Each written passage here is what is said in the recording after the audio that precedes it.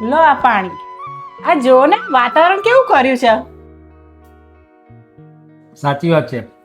શિયાળાની અંદર પણ આખો વરસાદ પડે ને માવઠાની અસર થઈ ગયું ને એવું લાગી રહ્યું છે. પપ્પા પૈસા આપો ને. પૈસાનું શું કરીશ તું? પપ્પા ચોકલેટ લાઈશ. ચોકલેટ કહે છે? ઓકે બેટા, લે આ પૈસા. અથર્વ લાયા પૈસા મને આપ, હું તને ચોકલેટ લાવી આપીશ. ના મમ્મી, હું જાતે લાઈશ. અરે કેમ પૈસા માગે છે એની જોડે? એ લાવશે એની રીતે જાતે. ના, તમે શાંતિ રાખો. લાય બેટા પૈસા મને આપ અને જા તું રમ. અરે તને ખબર છે આપણે પૈસા શું કરવા કમાઈએ છીએ? છોકરા માટે તો કમાઈએ છીએ. હા, તમારી વાત સાચી છે કે હજુ નાનો છે, પણ તમે અત્યારથી એને પૈસા આપવાની ટેવ ના પાડશો, નકર આગળ જતા છે ને એને આદત પડી જશે.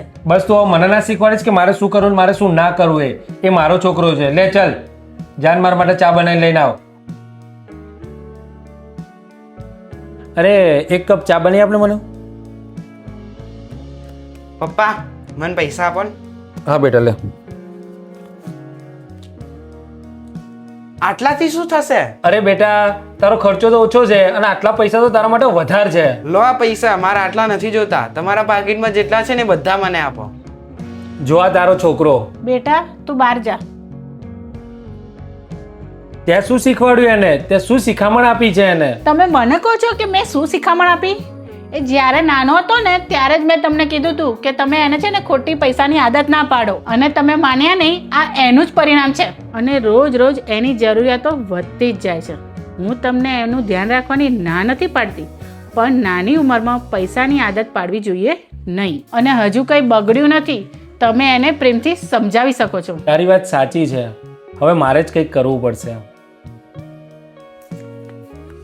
આપણે હર હંમેશા નાના બાળકને પૈસા આપવાની ટેવ પાડતા હોઈએ છીએ, પણ એ જ ટેવ આગળ જતાં મોટી આફત લાવી શકે છે. નાનું બાળક છે ને એ એક છોડ જેવું હોય છે. તમે એને જેમ વાળશો ને એમ એ વળશે.